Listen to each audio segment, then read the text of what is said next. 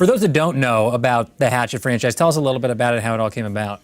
Well, it started when I was 8 years old. I was at summer camp. That seems like a long time ago. 30 years ago this summer, yeah. The counselors told us to stay away from this one cabin or else Hatchet Face would get us. Okay. And that was the only thing they had was the name Hatchet Face. And I was already into horror because I love the holiday of Halloween so much. And so I made up this whole story about Victor Crowley, who was this boy who was deformed and the house caught fire and his dad came home and tried to save him by chopping the door down with a hatchet, and he got him in the face and killed him, and now he's a ghost. And he, you know, an 8-year-old came up with all this, which is kind of funny, but that's terrifying, first of all. I guess it is, yeah. But I mean, the movies are really fun. That's what I hear. They're really fun. They're not mean-spirited at all. They're not sick or depraved. I mean, they're probably more violent than half the stuff out there, but it's all done in a way where the audience is usually laughing and cheering, and it's not realistic.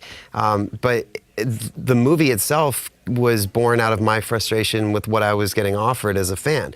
Because in the early and mid-2000s, it was becoming all about torture, and it was remakes, and it was a lot of CGI, but not practical effects, and there was just no sense of humor or fun anymore, and it felt like you were getting punished as a horror fan, that you just go see these sick, disturbing things. And I remember being a kid, and it would be like, what's grosser than gross, like in the Sandbox, and everybody was just trying to say the grossest thing. Yep.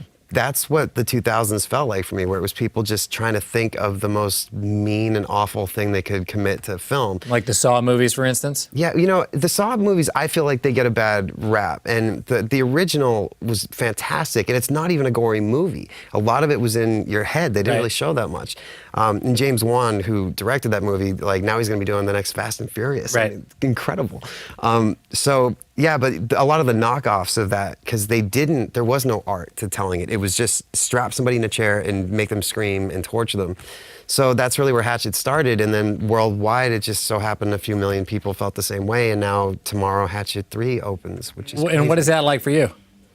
It's surreal to think that it happened, and that the fans have carried it so far, because it's not a big studio movie with tons of marketing. It's the fans worldwide, though, are so ravenous for this and so loud, and that's what's made it continue. I want to get a question in from the community. Adam0240 says, Adam, with all your projects going on, what has been the best part of shooting Hatchet 3? Probably shooting the final sequence, which was, you know, you don't shoot these things in order. That came somewhere in the middle of the shoot.